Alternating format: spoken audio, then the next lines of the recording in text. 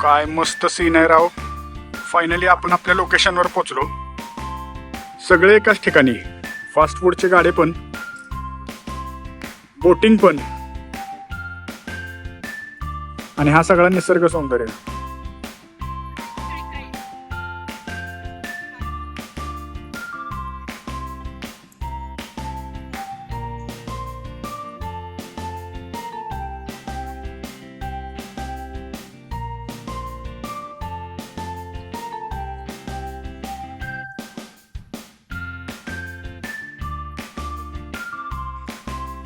तर नमस्कार मित्रांनो, स्वागत आहे तुमचं माझ्या एका नवीन ब्लॉगमध्ये.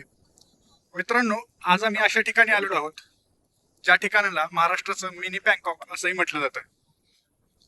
मित्रांनो, तुम्ही 3 इडियट्स मूवी बघितला असेल. त्या मूवीमध्ये जो लास्ट सीन दाखवलाय, जिथे 3 मित्र एकत्र मिळतात, तो सीन आहे लडाखमधील एक लेकचा. हा जो लेक आहे तो या पिक्चर नंतर खूप प्रसिद्ध झाला होता आणि तिकडे बरेच पर्यटक जाते होते. तर मित्रांनो, ते जे लडाखचं लेक आहे त्यापेक्षा खूप छान लेक सातारा जिल्ह्यात आहे आणि तेच लेक आज आम्ही एक्सप्लोर करायला निघालोय. इंस्टाग्रामवर याचे खूप व्हिडिओ व्हायरल होत आहेत, त्यामुळे बरेच पर्यटक इथे येत आहेत. सातारमधून इकडे यायचं कसं आणि पुणे मुंबईचे जे पर्यटक आहेत त्यांना इथे यायला कसं सोयीस्कर पडेल हे मी तुम्हाला या व्हिडिओच्या माध्यमातून सांगणार आहे. त्यामुळे हा व्हिडिओ शेवटपर्यंत नक्की बघा. जर तुम्ही आमच्या चॅनलवर नवीन असाल तर चॅनल सबस्क्राईब करायला विसरू नका. या लेककडे जाण्यासाठी 2 रस्ते आहेत. त्यातील पहिला रस्ता धोम गावातून गेला आहे, तर दुसरा रस्ता मेन वाईमधूनच आहे. जर तुम्ही बाहेर गावातून हे लेक बघण्यासाठी येणार असाल तर सगळ्यात आधी तुम्हाला वाईमध्ये यावं लागतं आणि इथून 15 मिनिटांच्या अंतरावर हे लोकेशन आपल्याला मिळून जाईल.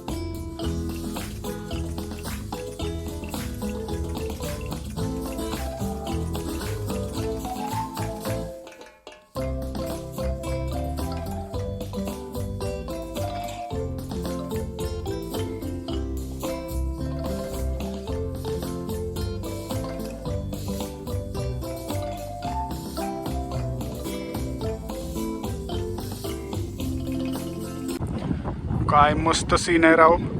फायनली आपण आपल्या लोकेशनवर पोहोचलो.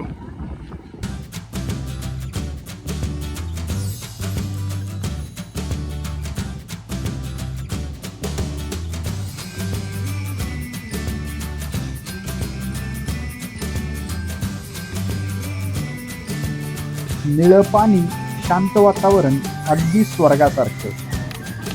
तुम्हाला पण अशाच बँकॉक लेकची सफर करायची असेल तर आता लडाखला जायची गरज नाही, कारण हे जे समोर तुम्ही बघताय हे आहे आपल्या वाईमधील मिनी बँकॉक म्हणजेच डोमदरंग. इथे तुम्ही खूप साऱ्या वॉटर ॲक्टिव्हिटीज करू शकता आणि फॅमिली ट्रिपसाठी हे एक उत्तम ठिकाण आहे.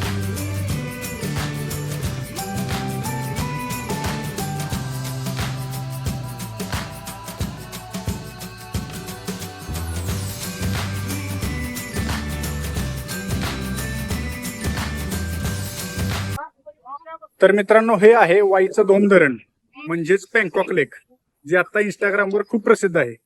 माझ्या मागे तुम्ही गर्दी बघू शकता, खूप गर्दी आहे आणि फास्ट फूडचे गाडे सुद्धा खूप आहेत इथे. इथे जे पर्यटक आहेत ते बरेचसे बाहेरचे आहेत. तर सातारावरून हे ठिकाण 44 किलोमीटरवर आहे आणि जर तुम्ही पुण्यावरून येणार असाल तर पुण्यावरून वाईला यावं लागतं तुम्हाला आणि वाईवरून डोमधरण असं यावं लागतं. तर हे अंतर आहे साधारणतः 90 किलोमीटर. काय घेणार आहे तू?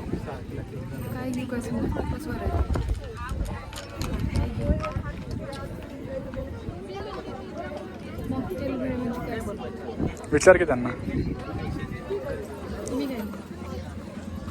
तू घेणार ते मी घेणार. मॉकटेल भेळ. या लेकच्या समोर आहे ना सह्याद्रीचा एक भला मोठा पर्वत आहे. तो नेमका कसा दिसतोय हे मी तुम्हाला दाखवतो.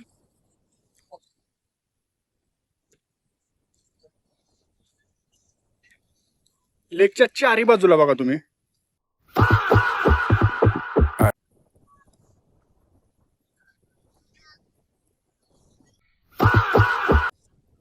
चारी बाजूला सह्याद्रीची पर्वतरांग आहे आणि मधोमध हा लेक आहे.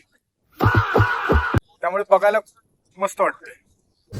आत्ता वाजले 7, त्याच्यामुळे व्हिडिओचा शेवट करायला लागतोय. हा जर व्हिडिओ तुम्हाला आवडला तर व्हिडिओ शेअर करा आणि आपल्या चॅनलवर जर तुम्ही नवीन असाल तर चॅनल सबस्क्राईब करायला विसरू नका. भेटूयात पुन्हा एका नवीन आणि इंटरेस्टिंग व्हिडिओसोबत. तोपर्यंत जय महाराष्ट्र.